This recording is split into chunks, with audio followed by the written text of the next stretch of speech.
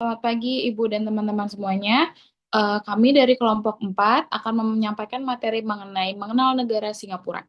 Untuk yang pertama-tama, izin memperkenalkan diri, nama saya Nadia Maeswari sebagai moderator dari presentasi kali ini. Lalu, ada rekan saya Aufayu Amelia. Saya Bagus Megi Santo. Saya Ganesha Homera Alkansa. Saya Raihan Ernawati Saputra. Saya Ulfa Lutfi Magnun. Saya Muhammad Maulana Saindra. Baik, untuk materi yang pertama akan disampaikan oleh rekan saya, yaitu Dava. Baik, yang pertama ada bentuk negara. Singapura merupakan negara kesatuan. Artinya seluruh kekuasaan dan kedaulatan berada di tangan pemerintahan pusat tanpa adanya pembagian wewenang ke daerah. Sebagai negara dengan luas hanya 734 km persegi, model ini sangat efektif karena tidak ada kebutuhan untuk membentuk sistem federal seperti di negara besar. Pemerintah pusat memegang kendali penuh atas kebijakan nasional, mulai dari pendidikan, kesehatan, perumahan, hingga transportasi. Tidak ada lembaga otonomi daerah seperti gubernur atau DPRD, sehingga kebijakan dapat diterapkan secara seragam dan cepat di seluruh wilayah. Lalu untuk materi yang kedua akan disampaikan oleh Meli. Singapura adalah republik di mana kepala negaranya adalah presiden yang dipilih langsung oleh rakyat, bukan monarki yang diwariskan. Presiden berperan sebagai kepala negara, sedangkan kepala pemerintahan dijabat oleh Perdana Menteri yang menarik. Presiden Singapura memiliki kekuasaan khusus yang menarik. Presiden Singapura memiliki kekuasaan khusus yang dikenal sebagai custodial power, seperti hak untuk menyetujui penggunaan cadangan devisa negara, the second key, dan hak veto terhadap penunjukan pejabat tinggi. Ia juga dapat mengintervenifikasi jika ada upaya pemerintah menghambat penyelidikan korupsi. Mekanisme ini dirancang untuk menjaga stabilitas fiskal dan mencegah penyalahgunaan kekuasaan.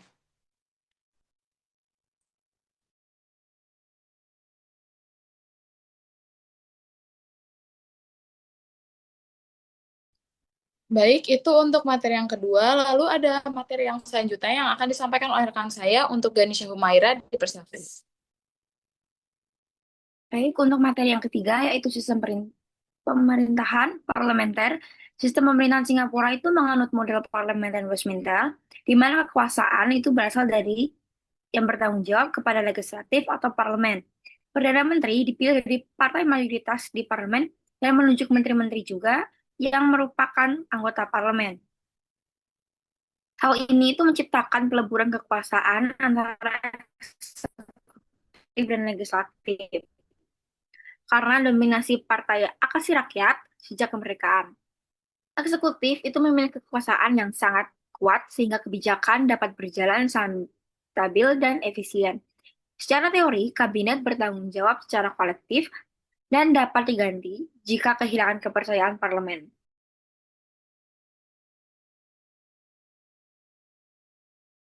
Lalu, lalu untuk materi yang selanjutnya akan dibacakan oleh rekan saya, yaitu Bagus Megianto. Untuk Bagus dipersilakan.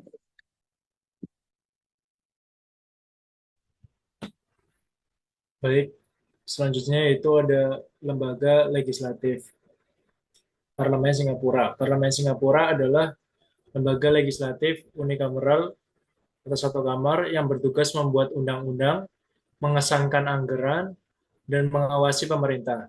Selain anggota terpilih dari pemilu, terdapat dua jenis anggota tambahan yaitu NCMPS dari oposisi yang kalah tipis dan NMPS yang berasal dari kalangan profesional non-partisan. Sistem ini memastikan adanya keberagaman pandangan dan representasi etnis minoritas, terutama melalui sistem pemilihan GRC. Struktur ini membuat proses legislasi berjalan cepat dan efisien, tanpa birokrasi berlapis seperti di negara dengan dua kamar.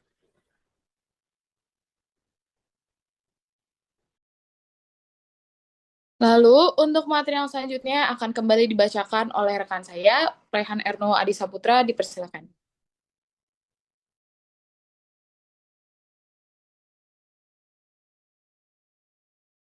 Yang selanjutnya, lembaga eksekutif atau pelaksana pemerintah. Lembaga eksekutif di Singapura terdiri atas dua bagian utama, yaitu yang pertama kabinet sebagai eksekutif politik yang dipimpin oleh Perdana Menteri, dan birokrasi profesional sebagai eksekutif administratif yang melaksanakan kebijakan pegawai negeri di Singapura yang dikenal profesional, efisien, dan bebas korupsi. Salah satu ciri khas sistem ini adalah keberadaan statutory boards, lembaga semi-otonom yang menangani bidang tertentu secara mandiri, namun tetap bertanggung jawab kepada kementerian. Contohnya ada HDB untuk perumahan, MAS untuk keuangan, dan EDB untuk pengembangan ekonomi. Model ini memungkinkan kebijakan publik dijalankan secara cepat, fleksibel, dan terukur.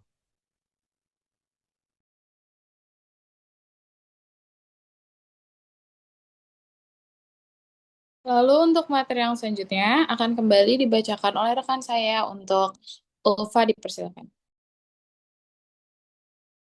Oke.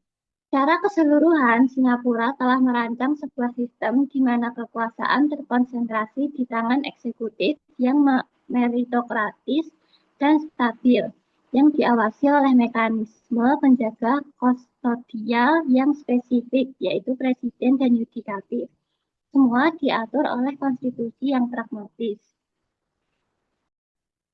Lalu kami sudah memasuki ke akhir presentasi yang akan disampaikan oleh rekan saya, Muhammad Maulana Sailendra, dipersilakan.